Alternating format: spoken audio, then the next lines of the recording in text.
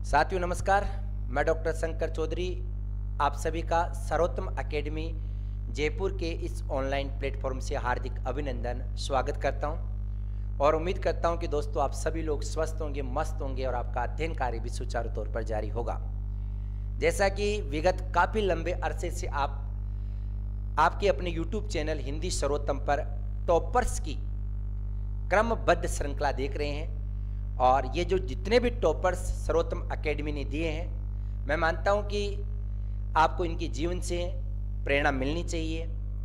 इनको ये सब चीज़ें विरासत में नहीं मिली है, अभी तो हम यूँ कह सकते हैं कि इनका त्याग, समर्पण, विश्वास और भावनाएं इतनी कारगर साबित हुई कि इन्होंने न केवल अपना स्थान सुनिश्चित किया है, अपितु ये वो शख्सियतें हैं जिन्होंने राजस्थान को टॉप किया है।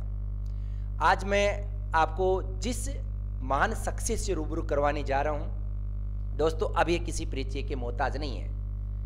आपका नाम उच्चरित करूं इससे पहले मैं आपकी तारीफ में कुछ ये पंक्तियां, और मुझे उम्मीद है ये पंक्तियां आपको भी पसंद आएगी, और जोरदार तालियों के साथ आज के हमारे मेहमान का आप स्वागत करेंगे कि तूफान में कभी ताश का घर नहीं बनता, तूफान में कभी ताश का घर नहीं बनता, और रोने से बिगड़ा मुकंदर नहीं बनता, रोने से बिगड़ा मुकंदर नहीं बनता। दुनिया को जीतने का हौसला रख, दुनिया को जीतने का हौसला रख, क्योंकि एक जीत से कोई सिकंदर और एक हार से कोई फकीर नहीं बनता, फकीर नहीं बनता। जी हाँ दोस्तों, आज हमारे बीच में उपस्थित है जिन्होंने 2018 रीट भर्ती में संपूर्ण राजस्थान को टॉप किया है। स्क्रीन पे देख ही पा रहे हैं, हमारे सामने लाइव रूम में बैठे हुए हैं। आपका नाम है दिनेश चौधरी जी और आप मूलतः नागौर जिले के निवासी है। आपके पारिवारिक और शैक्षिक पृष्ठभूमि के बारे में तो आप बताएंगे, लेकिन इससे पहले दिनेश चौधरी जी आप सर्वोत्तम एकेडमी के इस स्टूडियो में आए, इसके लिए आपका बहुत बहुत अभिनंदन, स्वागत। और देख लीजिएगा दोस्तों, राजस्थान टॉपर 31,000 रीट की वैकेंसी आ रखी है और निकट भविष्य में उसके एग्जाम्स होने वाले हैं। कुछ लोगों को तो इसी बात का डर है कि हमारा अंतिम रूप से चयन होगा कि नहीं होगा, लेकिन एक वो शख्सियत है, अगर राजस्थान में रीट की एक भी वैकेंसी जाती तो आपका चयन 100% हो जाता। तो दिनेश चौधरी जी, आप सबसे पहली ये बड़ी खुशी की बात है, आपको कैसे पता चला कि आपकी रीट परीक्षा में संपूर्ण राजस्थान में पहली रैंक आई है? सभी साथियों को नमस्कार। सर जी, जब रीट का रिजल्ट जारी हुआ तब मैंने अपने मोबाइल से अपने रोल नंबर ढूंढे और अपना रिजल्ट देखा। जो ही मेरी जो नज़र है अपने रोल नंबर पर गई तो रोल नंबर के सामने एक कोष्टक में लिखा हुआ था 1।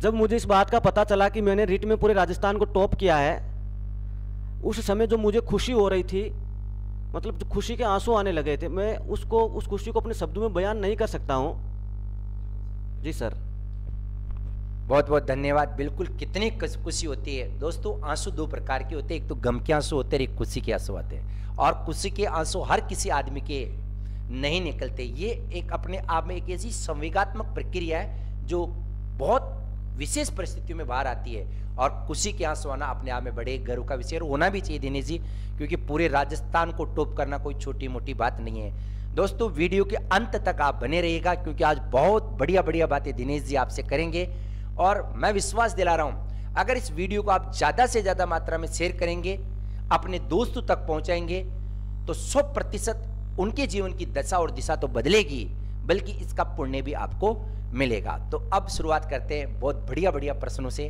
दिनेश चौधरी जी से। दिनेश चौधरी जी, आप ये बताइएगा कि जब आपका रीट में पूरे राजस्थान में प्रथम रैंक आई तो सबसे ज़्यादा खुशी किन को हुई? जी सर, जब मेरी पूरे राजस्थान में मैंने रीट की जो फर्स्ट रैंक आई, राजस्थान टॉप किया, तो उस रीट की जो सबसे ज़्यादा खुशी है वो खुशी मेरे पापा जी और मम्मी, उनको सबसे ज़्यादा खुशी हुई। और जब मैंने ये बात अपनी मम्मी को बताई कि मैंने पूरे राजस्थान में टॉप किया है, तो उस समय मैंने मम्मी की आंखों में देखा कि इतने खुशी के आंसू निकल रहे थे जिनकी कोई कल्पना नहीं कर सकता है। और इसके साथ साथ मेरी सफलता से जो खुश हुए उनमें सभी गुरुजन, जिनकी वजह से मैं आज जो रीट मैंने टॉप किया है, उन सभी गुरुजनों को भी मेरी सफलता से बहुत ज़्यादा खुशी हुई है। बिल्कुल दिनेश सर, देखिएगा मतलब गुरु को तो इसलिए भी खुशी होती है कि इस दुनिया में केवल माता पिता और गुरु ही ये चाहते हैं कि उनके शिष्य उनसे ऊपर जाए, वरना दुनिया में कोई नहीं चाहता। सबसे ज़्यादा खुशी होती है। और सबसे बड़ी बात ये भी है कि दिनेश जी, जब आप तैयारी करते थे तो आपको कभी लगा है कि आप राजस्थान को टॉप कर पाएंगे, या फिर आपको कभी ऐसा भी फील हुआ है कि आपका सिलेक्शन हो भी नहीं पाएगा? जी सर, मैं जब रिट की तैयारी कर रहा था एज ए बेरोजगार के रूप में, तब मैंने कभी कल्पना नहीं की थी मैं कभी राजस्थान को टॉप करूंगा रिट में, कभी नहीं की थी। बस मैं जो अपनी तैयारी है वो तैयारी पूरे आत्मविश्वास के साथ, पूरी लगन के साथ, निरंतरता से जारी रखी मैंने। तो मतलब आप हमें ये बताइएगा कि आपको भरोसा था कि राजस्थान टॉप करेंगे? जी सर, जब मैं तैयारी कर रहा था तब मुझे ये लगा था कि मैं कुछ अच्छा करूंगा। ये मेरे को पता नहीं था कि मैं पूरे राजस्थान टॉप करूंगा, बट मेरे को ये अपने अंदर फीलिंग आ रही थी कि कुछ अच्छा रिजल्ट आएगा। अच्छा, तो चौधरी साहब आप अपनी पारिवारिक पृष्ठभूमि के बारे में भी बताइएगा, क्योंकि बहुत सारे भाई बहन जो मैं देख पा रहे हैं, फेसबुक पे सुन पा रहे हैं। प्लीज आपसे मेरा व्यक्तिगत आग्रह है कि आप अपने यूट्यूब चैनल हिंदी सर्वोत्तम पे आइए, आपकी समस्याएं वहीं सुनी जाएगी। तो जो लोग फेसबुक पे सुन पा रहे हैं, प्लीज आप हिंदी सर्वोत्तम गूगल वहां जाके सर्च कीजिएगा, मिल जाएगा, उसको डाउनलोड कीजिएगा, ताकि और मोबाइल ऐप है सर्वोत्तम, उसको भी आप डाउनलोड कर सकते हैं, ताकि आपकी समस्याएं, आपकी भावनाओं की यहाँ हमारे यूट्यूब चैनल पर कद्र हो सके। दिनेश चौधरी जी, आप अपनी पारिवारिक पृष्ठभूमि के बारे में बताइए कि आप राजस्थान के कहाँ से हैं, चूंकि ये तो बेसिकली मुझे जानकारी मिल चुकी है कि आप नागौर के, लेकिन आपके पापा जी क्या करते हैं? फिर इसके बाद मेरा अगला प्रश्न रहेगा, आपकी शैक्षिक पृष्ठभूमि क्या रही है? जी सर, मैं नागौर जिले के डेगना तहसील के एक छोटे से गांव है बिखरनिया खुर्द, वहाँ का रहने वाला हूँ। और जो मेरी पारिवारिक पृष्ठभूमि, मेरे पिताजी कृषि से जुड़े हुए हैं, खेती का काम करते हैं। और जो मुझे प्रेरणा मिली, वो मेरे सबसे ज़्यादा जो मैं प्रभावित हुआ वो मेरे पिताजी से ही हुआ। जब मैं कभी पिताजी के साथ खेत में जाता और पिताजी को जब काम करते हुए देखता सुबह से शाम तक, उनकी लगन को, उनकी मेहनत को, तब मुझे लगता जिस प्रकार पिताजी खेत में सुबह से शाम तक काम करते हैं, उसी तरह मैं क्यों नहीं कर सकता, मैं अपनी पढ़ाई क्यों नहीं कर सकता। उनसे ही प्रभावित होकर मैं आज इस रीट को टॉप किया, यहाँ तक पहुँचा हूँ। तो दिनेश सर, अपने परिवार में कौन कौन है और कितने भाई है, कितने बहन है, और आपके गांव में कितनी सरकारी नौकर है, और आपकी नौकरी लगने के बाद और लोगों में मतलब किस प्रकार का रुझान है? सर, मेरे परिवार में पिताजी, मम्मी, इसके अलावा मैं गांव की बात करूं तो मेरे गांव में 2015 से पहले ज़्यादा सरकारी नौकरी नहीं थी, नाम मात्र की थी, 1-2 सरकारी नौकरी। लेकिन धीरे धीरे यूँ ही समय बदलता गया, और जब मैंने पूरे राजस्थान जब रिट टॉप की तो मेरे से प्रभावित होकर काफ़ी लड़कों ने पढ़ाई शुरू की। और आज मेरे गांव की बात करूं तो मेरे गांव में 50 से 60 सरकारी नौकरियां हैं। वेरी गुड, सही है दोस्तों, ये जिंदगी का टर्निंग पॉइंट होता है, और आदमी को अपने आप को इस रूप में, इस मुकाम पर खड़ा करना चाहिए कि लोग, अगर व्यक्ति वहाँ नहीं हो फिर भी उसकी अनुपस्थिति में उसकी चर्चा हो, और ये व्यक्तित्व होता है। बिल्कुल राजस्थान को टॉप करना, अजी ये तो रीट की बात कर रहा हूँ, यहाँ तो हम लोगों ने तो सर कभी क्लास भी टॉप नहीं की, या आप तो राजस्थान टॉप कर चुके हैं, बहुत बड़ी बात है। लेकिन कोई बात नहीं है, ये तो बहुत ही खुशी की बात है जी। आप लोग भी दोस्तों ऐसा कर सकते हैं। अनपढ़ और किसान माता पिता के घर जन्मे दिनेश चौधरी ने वो कारनामा कर दिखाया है, जिसको करने के लिए हम लोगों को रात दिन एक करनी पड़ेगी। और आप मुझे कमेंट के माध्यम से विश्वास दिलाइए, 100% विश्वास दिलाइए कि आप भी राजस्थान को टॉप करके या अच्छी रैंक प्राप्त करके आपके स्टूडियो में आएंगे। मतलब एक सर 70 साल के, एक नाम क्या था जी उनका, यादव साहब थे, वो रिटायर फौजी थे। उन्होंने मुझे अभी मतलब फ़ोन किया कि सर मैं रोजाना आपकी इंटरव्यू देखता हूँ शाम को, और इतना अच्छा लगता है बेटे कि आप ज़िंदगी में और ज़्यादा उन्नति करिए। तो ये दुआएं कमाते हैं सर हम लोग। तुम बिल्कुल धन्यवाद दिनेश चौधरी जी। अब मेरा अगला प्रश्न आपकी शैक्षिक पृष्ठभूमि को, कि जो हमारे भाई बहन हमें देख पा रहे हैं, सुन पा रहे हैं, मतलब कई बच्चे ये भी पूछते हैं कि सर मान लीजिए हम ठूंठ हैं, एकदम कमज़ोर हैं, तो क्या हम भी बढ़िया इंटेलिजेंट बन सकते हैं, हमारी भी नौकरी लग सकती है? और कई लोग तो इस मतलब निराशा के भंवर में फंसे रहते हैं सर, कि पता नहीं मेरा क्या होगा। तो आप इन लोगों का ये भ्रम दूर कीजिएगा कि एकेडमिक कैरियर सफलता को प्राप्त करने में कोई बाधक नहीं है। जिससे अगर मेरे में शैक्षिक पृष्ठभूमि की बात करूं तो मैंने कक्षा 10 में 75% थे, कक्षा 12 में 78, और जो बीए था वो बीए मतलब शास्त्री से की थी मैंने, संस्कृत सब्जेक्ट से। वो मेरी पूरी कॉलेज में टॉप रहा मैं 84% के साथ। अगर एकेडमी की प्रतियोगी परीक्षाओं के संदर्भ में बात करूं तो सर उसमें हमें सबसे पहले होता है कि अपने खुद के ऊपर विश्वास रखना, आत्मविश्वास। जब हमें अपने खुद के ऊपर आत्मविश्वास होता है तो हम उस जो प्रतियोगी परीक्षा की तैयारी कर रहे होते हैं उनमें अपना अच्छा दे सकते हैं। अगर हमें खुद पे विश्वास नहीं होगा, अपने पर आत्मविश्वास नहीं होगा, तो जो दबाव हमें महसूस होगा वो कहीं ना कहीं अपने ऊपर हावी होगा और उसका जो लॉस है हमें होगा। तो मतलब बिल्कुल बात साफ है, कोई दिक्कत नहीं, घबराने की जरूरत नहीं है। इतिहास वही रचते हैं जिन्होंने पहले मेहनत नहीं की है। अगर आप मान लीजिए 10वीं 12वीं ग्रेजुएशन में सप्लीमेंट्री या 3rd डिवीजन भी मान लीजिए पास हो गए हैं और अब रीट में बैठ रहे हैं, ग्रेड फर्स्ट में बैठ रहे हैं, सेकंड में बैठ रहे हैं, नेट का एग्जाम दे रहे हैं, डीएसएसबी नवोदय थानादार की तैयारी कर रहे हैं, तो निराश होने की जरूरत नहीं है। इसका मतलब आप ये समझ लीजिएगा कि पढ़ाई आपने अभी चालू की है और बढ़िया बात है। तो पहले नहीं पढ़ा तो अब ज़्यादा पढ़ पाएंगे, अच्छी एनर्जी के साथ हम लोग हमारा अध्ययन कर पाएंगे। तो दोस्तों बिल्कुल निराश होने की जरूरत नहीं है, क्योंकि सर्वोत्तम अकेडमी सदैव आपके साथ है। यदि आप हिंदी विषय से किसी भी मतलब कोर्स की तैयारी करना चाहते हैं, चाहे नेट हो, फर्स्ट ग्रेड हो, सेकंड ग्रेड हो, नवोदय, केंद्रीय, थानादार, पटवार, जिसकी भी तैयारी करना चाह रहे हैं, हमेशा हम आपकी सेवा में हाजिर है। और सर हम लोग रोजाना शाम को 7 बजे निःशुल्क क्लासेस चालू करते हैं, जिसका कोई भी चार्ज नहीं है, ताकि राजस्थान के दूर दराज के जो बच्चे हैं वो बैठकर बिल्कुल क्वालिटी एजुकेशन ले। और दिनेश जी मैं आपकी जानकारी के लिए एक बात और बताऊंगा, अभी हाल ही में राजस्थान गवर्नमेंट में फर्स्ट ग्रेड व्याख्याता का रिजल्ट आया, आपको तो जानकारी होगी, बिल्कुल आपको भी जानकारी, मैं बता देता हूँ। लगभग 874 या 47 कुछ पोस्ट है, जिनमें से 250 लोगों का फाइनली अपना सिलेक्शन हुआ है।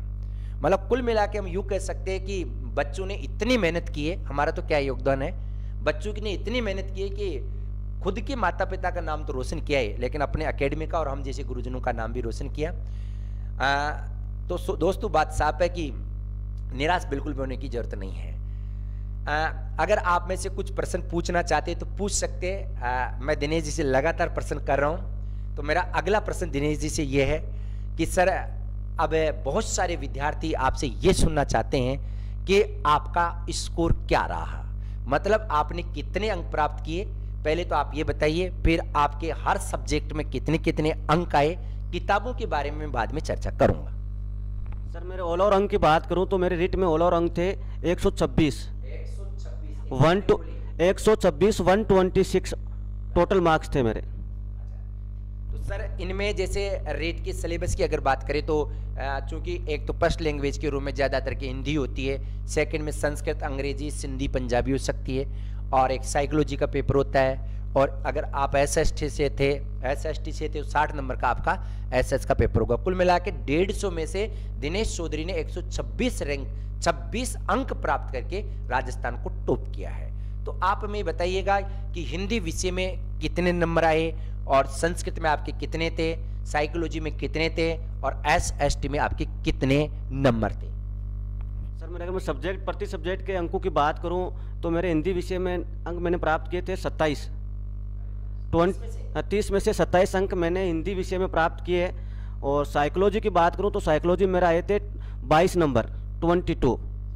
संस्कृत की बात करूं तो संस्कृत मैंने प्राप्त किए थे 25। और अब बच्चा एसएस में मेरे थे 52 के समथिंग। हाँ हाँ 52 नंबर एसएसटी में, 22 नंबर साइकोलॉजी में, 25 नंबर थे हिंदी संस्कृत में, और 27 हिंदी में। आपने तो हिंदी में तो राजस्थान ही टॉप कर लिया। जी सर, बहुत बहुत धन्यवाद दिनेश जी, आप सुन पा रहे अंक। तो फिर सर ये मार्केट में ये कहते हैं कि भाई 30 में से 30 अंक प्राप्त करने के लिए हमारे पास आओ, मतलब हम आधा अंक भी नहीं करने देते हैं। ये जो गुरुजन बड़े बड़े दावे करते हैं, क्या ये सही है? 30 में से 30 अंक आ सकते हैं क्या सर?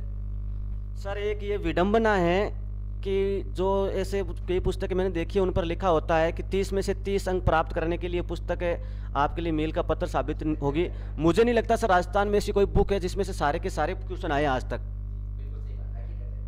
हाँ, ऐसी राजस्थान में ऐसी कोई भी बुक नहीं है जिसमें से सारे क्वेश्चन आते हैं, लेकिन कुछ राजस्थान में ऐसी पुस्तकें हैं जो विश्वसनीय हैं और सभी विद्यार्थियों के लिए मील का पत्थर साबित हुई है। बिल्कुल, दिनेश जी ने एकदम मतलब बेबाक तरीके से अपनी बातें रख रहे हैं। मैं तो सर आज मजा आ गया मुझे तो इंटरव्यू लेते समय, क्योंकि इतना स्पष्ट रूप से आप अपनी बातें रख रहे हैं। ये सर मार्केट में चल रहा है 30 में से 30 अंक प्राप्त करने के लिए रीट में हिंदी पढ़े, 30 में से 30 अंक प्राप्त करने के लिए संस्कृत पढ़े, और साइकोलॉजी में 30 में से 30 और 60 में से 60 प्राप्त करने के लिए वो पढ़े। तो पूरे 150 में से 150 अंक पा गए सर। और फिर तो 100 में से 100। और फिर आप एक बात बताओ, ये दावे कौन करते हैं? कौन करते हैं आपको पता है? जिनका आज तक जिंदगी में कहीं सिलेक्शन ही नहीं हुआ। हाँ बिल्कुल। और फिर बातें करते हैं कि मैं तो बच्चों को ये कहता हूं कि भाई मैं मैक्सिमम नंबर आपको दिलवा दूंगा। और मैंने आपसे भी यही प्रॉमिस किया था दिनेश जी कि बढ़िया से बढ़िया नंबर आपके आएंगे। अब 27 नंबर आ गए तो ये तो आप अपनी किस्मत को मानिएगा, हम लोगों ने तो बराबर मेहनत करवाई है। बिल्कुल। तो सर आप हमें ये भी बताइएगा, किताबों के बारे में हम चर्चा करेंगे, लेकिन इससे पहले कि आप कितने घंटे पढ़ते थे और किस रूप में अपने भाई बहन भी पढ़े ताकि इनकी सरकारी नौकरी लग जाए, कोई पटवारी में चप जाए, कोई एलडीसी में लग जाए, कोई रीट में लग जाए। मतलब कुल मिला के कॉमन रूप से आप ये बात बताइएगा कि कितने घंटे मतलब पढ़ना चाहिए और रीट को के पाठ्यक्रम को कैसे पढ़ा जाना चाहिए? सर अगर मैं मेरी स्टडी की बात करूं तो मैंने रीट के लिए 5.5 महीने का समय मिला था मेरे को, और 5.5 महीने में मैं रेगुलर 10 घंटे रेगुलर स्टडी करता था। और मैंने सारे सब्जेक्ट को, जैसे हिंदी है, संस्कृत है, साइकोलॉजी है और एसएस है, इन चारों सब्जेक्ट को साथ लेके चला। जैसे 2 घंटा हिंदी को पढ़ा, 2 घंटा संस्कृत को पढ़ा, 2 घंटा साइकोलॉजी को पढ़ा और 4 से 5 घंटे या 3 से 4 घंटे एसएस को दिया। सभी सब्जेक्ट को मैं साथ लेकर चलता और एक निश्चित अवधि के बाद अपने टाइम टेबल के अनुसार जैसे 7 दिन पढ़ा और 7वें दिन मैंने जो सारा पढ़ी हुई चीज़ है उसका रिवीजन किया। क्योंकि सर जब हम किसी भी का अध्ययन करते हैं उस अध्ययन में सबसे जो सर्वाधिक भूमिका होती है वो होती है रिवीजन की। अगर हम किसी विषय वस्तु के अगर रिवीजन नहीं करते हैं तो उसको भूल जाते हैं। अगर हमें उस विषय वस्तु को परीक्षा तक ले जाना है तो उसके लिए हमें समय समय पर उस विषय वस्तु का रिवीजन करना अति आवश्यक है। बिल्कुल। मतलब हमारे हिंदी के बहुत बड़े महान कवि हुए अमीर खुसरो, जो आदिकालीन खड़ी बोली के प्रवर्तक भी माने जाते हैं। उन्होंने बहुत पहेलियां और मुकरियां लिखी। उन्होंने अभ्यास को महत्व दिया कि बाटी बड़ी क्यों। बाटी जानते हैं क्या? राजस्थानी में खाई होगी आपने, गोल गोल होती है। बिल्कुल। बाटी बड़ी क्यों, पान सड़ा क्यों, जो खाते हैं ना वो पान क्यों सड़ गया, विद्या बिसरी क्यों, विद्या में क्यों भूल जाते हैं, और घोड़ा अड़ा क्यों। इन चारों का एक ही उत्तर है, फेरा न था, यानी रिपीट नहीं किया था। अगर आप कितने भी बढ़िया विद्वान हो, आपकी मान लीजिए दिनेश जी 78% थी, अगर जिसने राजस्थान को माध्यमिक शिक्षा बोर्ड में 12वीं में टॉप किया होगा उसके परसेंटेज रही होगी कितनी? 99। अब उस 99% वाली बाटी भी अगर अपने आप को फेरेगी नहीं तो जल जाएगी। और दूसरी बात, घोड़ा कितना भी अच्छा हो, 20 लाख का हो, अगर उस पर राइडिंग नहीं करेंगे ना तो घोड़ा भी अड़ जाएगा। और इसी प्रकार विद्या, अरे मैं हमारी बात करते दिनेश जी, हम लोग तो दिन भर पढ़ाते रहते हैं, लेकिन अगर 10 दिन भी काव्य शास्त्र को इनको नहीं पढ़ाए तो हमें देखना पड़ता है।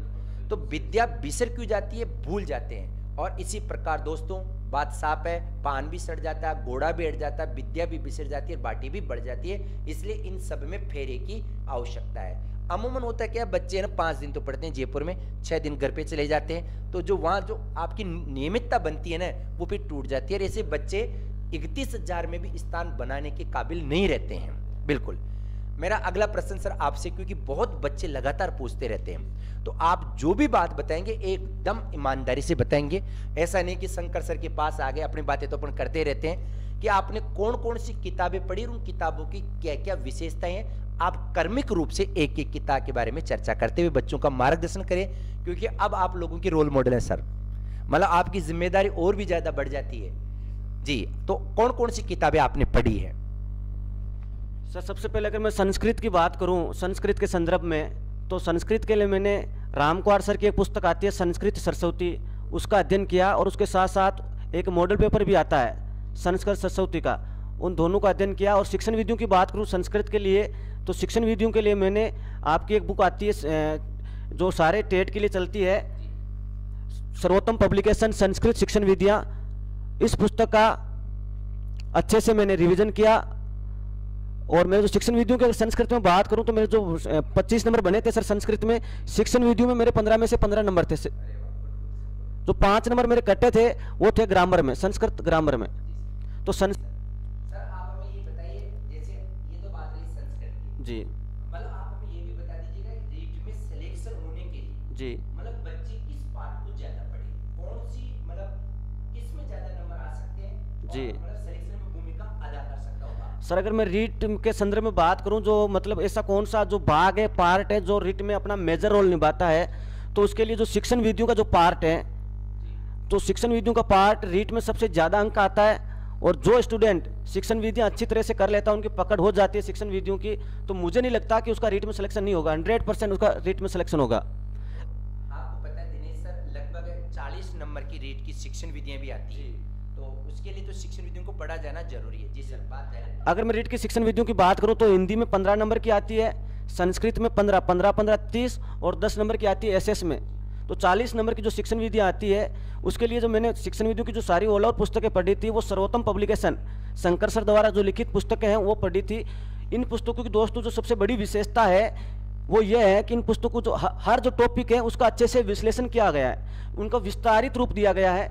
अन्य जो बाजार में पुस्तकें हैं, उन पुस्तकों में जो एक टॉपिक है उसको 3-4 पेज में सारा समेट दिया गया है, जबकि जो ये पुस्तकें हैं जो शिक्षण विधियों की, इन शिक्षण विधियों की जो पुस्तकों अगर मैं बात करूं दोस्तों, हर टॉपिक अच्छा, उस टॉपिक को विस्तारित रूप दिया गया है, उसमें चित्रात्मकता दिखाई गई है, उसकी जो भाषा है वो एकदम सटीक है। ये देखिएगा जो मैं शिक्षण विधियों आप पुस्तक दिखा रहा हूं दोस्तों, देखिए मतलब जो हर टॉपिक है उसे चित्र के द्वारा, मतलब कोई सा भी टॉपिक चित्र के द्वारा उसे डायग्राम बनाकर समझाया गया है। तो आप भी जानते हैं दोस्तों, अगर कोई भी विषय वस्तु चित्र के द्वारा और डायग्राम के द्वारा समझाई जाती है तो वह सीखने के लिए अत्यंत सरल हो जाती है।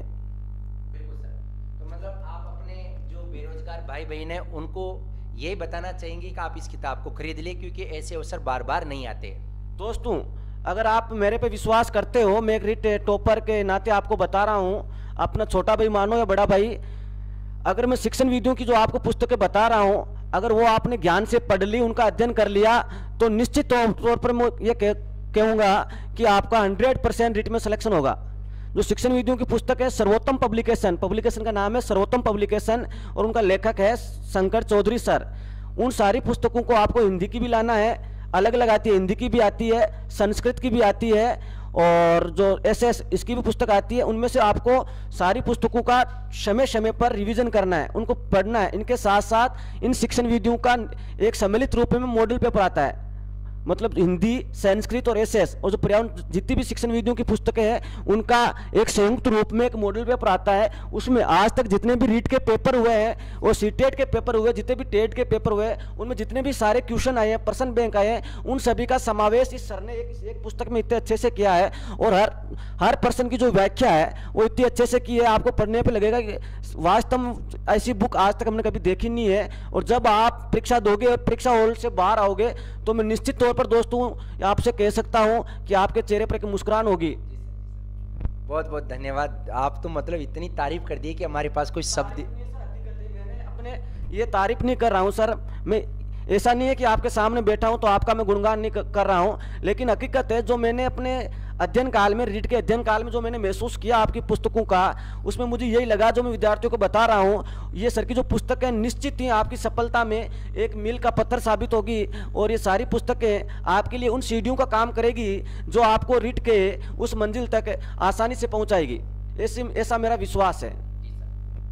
बिल्कुल सर, बहुत मतलब लॉकडाउन में इतनी मेहनत की है सर, पीछे भी जब आपने पढ़ी थी तो बहुत मेहनत के साथ करते हैं। गलतियां तो मनुष्य हैं, लेकिन वो नहीं कि भाई गलतियों का पुतला ही हो, नाम मात्र की गलतियां रहती है, हम लोग इनकार नहीं कर रहे हैं। लेकिन दोस्तों मैं विश्वास दिलाता हूँ, और सर राजस्थान में इस समय नंबर 1 पे किताब चल रही है और होनी भी चाहिए। कुछ लोग कहते हैं कि साहब मोटी है, अब वो कहते हैं कि जो मतलब जिनको केवल 150% चाहिए अब 150% वालों को तो मोटी लगेगी।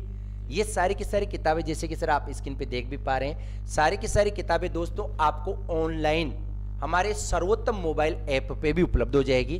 किसी के पास नहीं पहुंच पाती तो प्लीज हमारे मोबाइल ऐप स्क्रीन पे दिखाइएगा, इसको आप डाउनलोड कर ले, वहाँ मोबाइल ऐप के ऊपर ये किताबें आपको मिल जाएगी। ये अपना मोबाइल ऐप है, सारी की सारी किताबें आप वहाँ से ई बुक के रूप में भी पढ़ सकते हैं। फिर भी कोई समस्या है तो आप हमें व्हाट्सअप मैसेज कर सकते हैं, और हमारे नंबर जैसा कि आप देख पा रहे हैं स्क्रीन पर, ये हमारे नंबर है, आप इन पर कोई भी राजस्थान ही नहीं अपितु आउट ऑफ राजस्थान से बच्चे देख पा रहे हैं, कोई समस्या हो तो आप मैसेज कर सकते हैं, मंगवा सकते हैं सर। ये मतलब कुल मिला के ज़िंदगी में ना ये चीज़ें बहुत इंपॉर्टेंट रहती है। अब हर बच्चे तो हमसे डायरेक्ट आके ऑफलाइन में पढ़ नहीं सकते हैं, ऑनलाइन में भी हर किसी के बस की बात नहीं है, लेकिन किताबों की तरु ही जाई हम लोग हमारे ज्ञान का प्रसार कर रहे हैं। जी हाँ, अब मेरा अगला प्रश्न सर आपसे, चूंकि आपने हिंदी संस्कृत के बारे में बता दिया, एसएसटी में भी सर्वोत्तम की शिक्षण विधियां पढ़नी चाहिए, और एसएसटी में और जो 60 नंबर का मैटर आता है, जैसे शिक्षण विधियों के लिए तो सर्वोत्तम हो गई 10 नंबर के, और मैटर के लिए आप कौन कौन सी किताब पढ़ने के लिए बोलेंगे, आपने कौन कौन सी किताबें पढ़ी, और साइकोलॉजी भी इसमें अभी बची हुई है। अगर मैं सामाजिक विज्ञान एसएसटी की सर बात करूं, जो शिक्षण विधियां तो मैंने बता दी है कि सर्वोत्तम जो पब्लिकेशन शंकर सर की जो पुस्तक आती है वो आपको कवर कर लेगी उसमें, और बाकी जो मैटर है उसके लिए आपको दोस्तों जो अपने माध्यमिक शिक्षा बोर्ड में कक्षा 6 से 10 तक की जो पुस्तकें चलती है उन पुस्तकों में से आपको उन टॉपिक को पढ़ना है जो अपने सिलेबस में है, क्योंकि जो अपना सर जो पेपर बनाता है वो माध्यमिक शिक्षा बोर्ड बनाता है, तो अपनी जो तैयारी को जो आपको आधार मानना है सभी दोस्तों, वो आपको माध्यमिक शिक्षा बोर्ड को मानना, जो माध्यमिक शिक्षा बोर्ड की सारी पुस्तकें उनको आधार मानकर आपको तैयारी करनी है। इसके अलावा एक गाइड अगर आप लाओ तो मैं आपको सजेस्ट करना चाहूँगा, पनोरमा गाइड आती है एसएस के लिए जो बहुत अच्छी है, आप एक बार उसको पढ़ के जरूर देखें। बिल्कुल सर, मैं भी बच्चों को बताता हूँ, मेरे कोई पनोरमा वाले सर से जानकारी भी नहीं है, मैं आपको सही बताऊँ, लेकिन देखो मार्केट में जिसकी गुडविल होती है तो वो तो चमकती है सर। मतलब कितने लोग, कितना जमाना आपको रोक पाएगा, अगर आप में दम है तो आपकी कलम में ताकत है तो आपके हुनर बोलेंगे सर। बिल्कुल, और मैंने सर एक बात बताई तो बच्चों को कहता हूँ भाई पनोरमा पढ़ लो, जबकि सर को भी नहीं जानता कौन पनोरमा के राइटर हैं, लेकिन बच्चे कहते हैं सर उनकी तो लैंग्वेज ही ठप है। अरे आपको अगर सरल सरल बातें बताए जो जितनी आती है उतनी हम हमारी किताबों में लिखते हैं तो वो किताबें बढ़िया लगती है, सर भी अच्छे लगते हैं, लेकिन अब किताबें मोटी होगी, 15 नंबर की शिक्षण विधियां तो किताबों की साइज तो मोटी करनी पड़ेगी। आप 15-15 पेज में शिक्षण विधियां कैसे पढ़ सकते हैं? बिल्कुल नहीं हो सकता दिनेश जी, बात यही है। अभी तो बच्चों को कौन समझाए, तो पनोरमा गाइड मेरे हिसाब से भी ठीक है, मैं भी मानता हूँ बच्चों को ही गाइड करता हूँ। और सर आप साइकोलॉजी के लिए भी बताइएगा, क्योंकि बच्चे ना बार बार बोलते रहते हैं, तो मैं इस वीडियो को जब डालूंगा ना तो मैं लिखूंगा मय पुस्तक सूची, ताकि बच्चों को कोई दिक्कत नहीं। प्लीज वीडियो को ज्यादा से ज्यादा शेयर कीजिएगा, धूम मचा दो, लगना चाहिए यही गुरु के प्रति आपका आदर, सच्चा सम्मान होगा। अगर मैं सर साइकोलॉजी शिक्षा मनोविज्ञान की बात करूं तो उसके लिए भी अपने माध्यमिक शिक्षा बोर्ड में कक्षा 11 और कक्षा 12 में जो पुस्तकें चलती है साइकोलॉजी की, तो सबसे पहले आपको अध्ययन उस साइकोलॉजी कक्षा 11 व कक्षा 12 की पुस्तक का करना है। और उसके अलावा साथ है सुप्रिया गौड़, मैम का नाम है सुप्रिया गौड़, उनकी पुस्तक का नाम है श्रेष्ठा।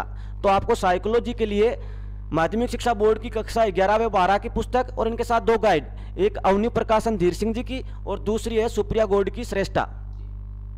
बिल्कुल सर, देखिएगा जो अच्छी किताबें उनके लिए आपको बता दिया गया, तो सारी की सारी किताबें आप अब बिना किसी देरी के आपको खरीद लेनी चाहिए, क्योंकि अब ज़्यादा वक्त आपके पास है नहीं है। और ये तमाम किताबें आप हमसे भी मंगवा सकते हैं, राजस्थान में आप जितने भी बुक सेलर है वहाँ जाके मिल सकते हैं, कोई भी समस्या आए तो हमारी बात करवा सकते हैं। कुल मिला के आप सफल हो, यही हमारी कामना है। दिनेश सर, अब आप, हमारा अगला प्रश्न आपसे ये है, चूँकि आप राजस्थान के एक टॉपर हैं, तो आप हमारे जो भाई बहन हैं उनको ये बताइएगा कि मतलब कई बच्चे ना बहुत बढ़िया तैयारी करते हैं लेकिन हर बार असफल हो जाते हैं, तो मतलब इस बार उनकी पार पड़ जानी चाहिए, जिसको राजस्थानी में कहते हैं, क्योंकि उम्र भी हो जाती है सर, आपको पता है, तो कोई खास मैसेज जो उनको देना चाहेंगे अपनी तरफ से बताइएगा। दोस्तों, किसी भी प्रतियोगी परीक्षा के 2 पहलू होते हैं, एक सफलता और असफलता। या तो आप सफल होंगे या असफल।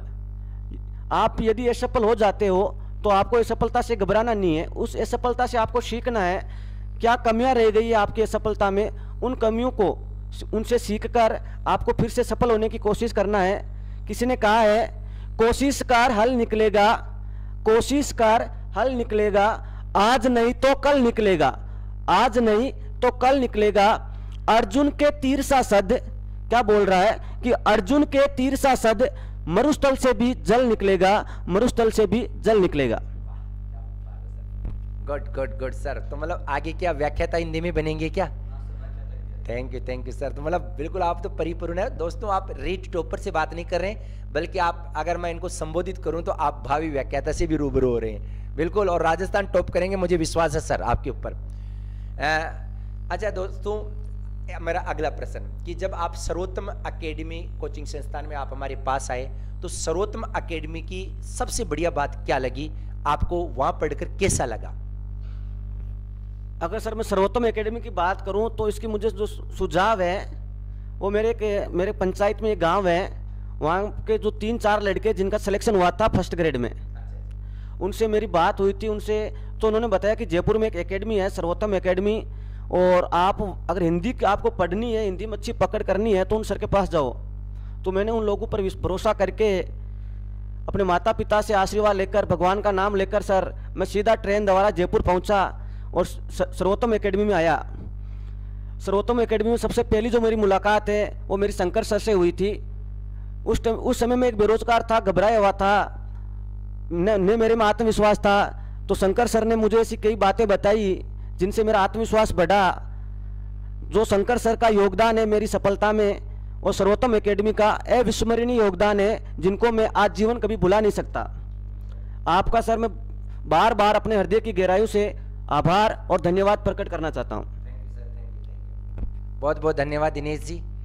अच्छा, कोई आपका प्रश्न हो तो आप पूछ सकते हैं, जो लोग हमें देख पा रहे हैं, सुन पा रहे हैं, अगर कोई भी प्रश्न हो तो आप हमसे पूछ सकते हैं। अब दिनेश जी से मैं एक बहुत शानदार प्रश्न करने वाला हूँ। सर, आपकी चूँकि सरकारी नौकरी लगना है अपने आप में बड़े गर्व की बात है। आप बताइए, मतलब अब आप नौकरी लग चुके हैं तो आप बेरोजगार भाई बहनों के लिए क्या कुछ करना चाहेंगे? आपकी तरफ से एक मतलब एजुकेशन की क्या अलग प्रकार से अलग जगाएंगे? अगर मैं अपने बेरोजगार भाइयों की बात करूं तो उनके लिए मेरा संदेश है, दोस्तों कभी भी आपको घबराना नहीं है। जानता हूं कि ये जो समय है आपके लिए, जो ही जो रीट परीक्षा की तिथि नज़दीक आती जा रही है, दिन पे दिन ढलता जा रहा है, तो आपकी जो धड़कनें बढ़ रही है मैं उनको महसूस कर रहा हूँ। आपकी धड़कनें बढ़ रही है उनको महसूस कर रहा हूँ। आप दबाव में होंगे, लेकिन आपको प्रेशर में नहीं आना। अपने ऊपर दबाव को 1% भी रिलीज नहीं होने देना है। हमेशा सकारात्मक मतलब पॉजिटिव होकर निरंतरता के साथ अध्ययन करना है। हमेशा पॉजिटिव रहना है, ये नहीं सोचना कि क्या होगा क्या नहीं होगा। आपको अपने ऊपर भरोसा रखना है। अगर आप अपने ऊपर भरोसा रखोगे और उसी के अनुसार क्रमबद्ध तरीके से निरंतरता से अध्ययन करोगे, तो मैं अपनी पूरे आशा के साथ कह सकता हूं कि आप 100% खरे उतरोगे। मतलब बेरोजगार भाई बहनों के लिए सिर्फ यही कह सकते हैं। और क्योंकि अभी तो आप तो नई नई नौकरी लगी सर, आपको तो प्रोबेशन पीरियड में है, राइट, और तनख्वाह भी आपको तो इतनी मिलती है कि जिसमें अपना गुजारा हो जाता है। कार मुझे भी इतनी मिलती है, अहंकार भी नहीं करना चाहिए, लेकिन खूब गुजारा हो रहा है। फिर भी सर मैं दिनेश जी आपकी तरफ से बच्चों को आश्वासित करता हूँ, कोई भी स्टूडेंट पैसे के खातिर यानी आर्थिक रूप से यदि असक्षम है, फिजिकल रूप से असक्षम है, तो प्लीज़ आपका 100% स्वागत है। मैं विश्वास दिला रहा हूँ कैमरे के सामने और दिनेश जी जो टॉपर इनके सामने कि आपका 1 रुपया भी मैंने पहले भी नहीं लिया है और अभी भी नहीं लूँगा, लेकिन आप पैसे की वजह से पढ़ाई मत छोड़िएगा, बिल्कुल। और सर जो दिनेश जी कहेंगे उसके लिए भी हम लोग तैयार रहेंगे। सर सर्वोत्तम एकेडमी ऑनलाइन प्लेटफॉर्म अभी चूँकि कुछ ही दिनों पहले हम लोग आए हैं मार्केट में, तो रेट हो, ग्रेड फर्स्ट हो, PSI इनके कोर्सेज भी उपलब्ध है। तो अब मैं ये कहना चाहूँगा कि दिनेश जी मुझे कह रहे थे नीचे कि सर आपकी तो रेट की फीस बहुत ज़्यादा है, और फिर आप है ना एक तरफ तो कहते हैं कि निःशुल्क पढ़ाएं और दूसरी तरफ आप ये भी कह रहे हैं कि साहब इतनी फीस ही रुकूंगा। तो दोस्तों जो दिनेश जी मुझे कहेंगे वो मैं कैमरे के सामने बोल रहा हूँ, इनकी बात मान्य होगी। तो दिनेश जी आप जो भी घोषणा करना चाहिए स्वागत है। सर जो भी आप ऑनलाइन क्लासेस चला रहे हो सर्वोत्तम ऐप पे, उसमें जो फीस है वो क्या है सर, एक बार मुझे बताने की कृपा करें।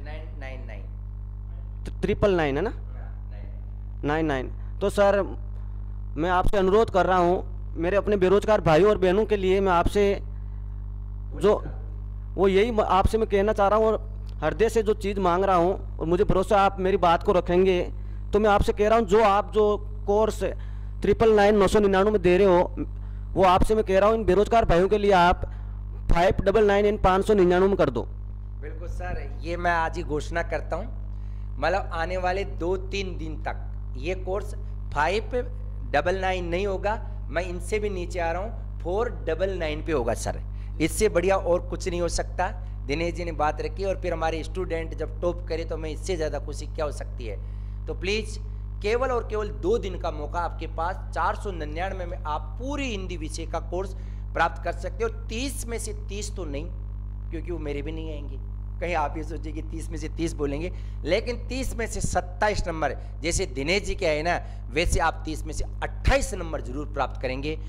शिक्षण वीडियो की लगभग सर 45 वीडियो है और हिंदी व्याकरण के लगभग हम लोग यूँ कह सकते हैं 60 के लगभग वीडियो, कुल मिला के 100 वीडियो में आप पूरी की पूरी शिक्षण विधियाँ और ग्रामर पढ़ सकते हैं। ग्रामर तो सर PSI में भी काम आएगी, पटवार में भी काम आएगी, आपके RS में भी काम आएगी। तो दोस्तों आप बस बिना किसी देरी किए आप जल्द से जल्द हमारा मोबाइल ऐप देख पा रहे हैं, इसको डाउनलोड कर लीजिएगा और डाउनलोड करने के बाद 2 दिन के लिए ऑफर दिया जा रहा है ताकि आपके 28 नंबर जरूर आए, ऐसा मैं आपको विश्वास दिलाता हूं। दिनेश सर, और कुछ बात अगर रह गई है तो आप जरूर बताइए। जो मेरे जो रीट के स्टूडेंट हैं जो तैयारी कर रहे हैं उनके लिए मेरा एक ही संदेश है, दोस्तों जो समय बचा है इस समय का आपको अच्छे से सदुपयोग करना है। समय का सदुपयोग करते हुए अनुशासन में रहते हुए अपना अध्ययन करना है और जो स्टडी मटेरियल है, मतलब जो आपकी रीट की विषय वस्तु है, उस विषय वस्तु को हो सके उतना सीमित रखना है। अगर आप उसका ज़्यादा फैलाव नहीं करना है, ये नहीं कि एक ही सब्जेक्ट के लिए, एक ही विषय के लिए आप 10-10 गाइड खरीद लो। मेरे कहने का भाव है जो अपना विषय वस्तु है उसको सीमित रखना है। अगर आप ऐसा करते हो, अपनी विषय वस्तु को सीमित रखते हो, तो जब हम एग्जाम नज़दीक आएगा तो उसका रिवीजन करना जरूरी पड़ता है। तो रिवीजन भी उनका, अगर जो विषय वस्तु सीमित होगी तो उसका आप अच्छे से रिवीजन कर पाओगे, और रिवीजन कर पाओगे तो मैं आपको निश्चित करता हूँ आप जरूर सफल होंगे। बिल्कुल दोस्तों, और मैं आपको विश्वास दिलाता हूं जैसे दिनेश जी आज हमारे पास बैठे हैं, मैं चाहता हूं कि ऐसे माता पिता सबको नसीब हो और आप भी अपने इन अच्छे कृत्यों की वजह से अपने माँ बाप का नाम रोशन करें, क्योंकि दोस्तों इस संसार में जितनी खुशी माँ बाप को होती है वो किसी को नहीं होती है। और मैं चाहता हूँ कि जितने खुश नसीब दिनेश जी के माँ बाप है आप सबके बने। आप सभी लोग इस स्क्रीन पे इसी रूप में आए, एक बार दिनेश जी पीछे देखिएगा, यहाँ ऊपर ही ऊपर आपका नाम छपा हो, टॉपर्स रीट 2000 कौन सी लिखिए सर, 21 में आपका नाम हो, XYZ नाम हो, नीचे फर्स्ट रैंक आपकी भी हो, यहाँ फर्स्ट रैंक। और ये रैंक ऐसे नहीं लिख सकते, पूरा इंडिया इस बात को देख रहा है, आउट ऑफ इंडिया भी बच्चे देखेंगे इसको। तो ये पहली रैंक प्राप्त करने के लिए इन्होंने मतलब क्या मेहनत की है। लोग तो सर मेहनत का उपवास उड़ा देते हैं, किससे, हमारी सफलता को देखकर। लोग ये कहते हैं कि ये तो किस्मत थी तो मिल गई, नहीं, मैं आपको कहना चाहूँगा कि ये चीज़ें हमें कोई विरासत में नहीं मिली, तुमने हमारा कांटों भरा बिस्तर नहीं देखा। और आज भी दिनेश सर हम लोग 5 घंटे सो पाते हैं मैक्सिमम, सुबह से शाम तक किताबें लिखना, अपना कोचिंग पढ़ाना, नौकरी करना, कुल मिला के बच्चों का मार्गदर्शन करने में हम व्यतीत करते हैं। लेकिन कुछ नसीब है कि भगवान ने हमें ऐसा मौका दिया, सबको ऐसा मौका परमपिता परमेश्वर देवे। और अंत में दिनेश चौधरी जी आपका बहुत बहुत धन्यवाद, आप सर्वोत्तम अकेडमी के ऑनलाइन प्लेटफॉर्म पर पधारे, इसके लिए पुनः आपका हार्दिक अभिनंदन, स्वागत, धन्यवाद सर।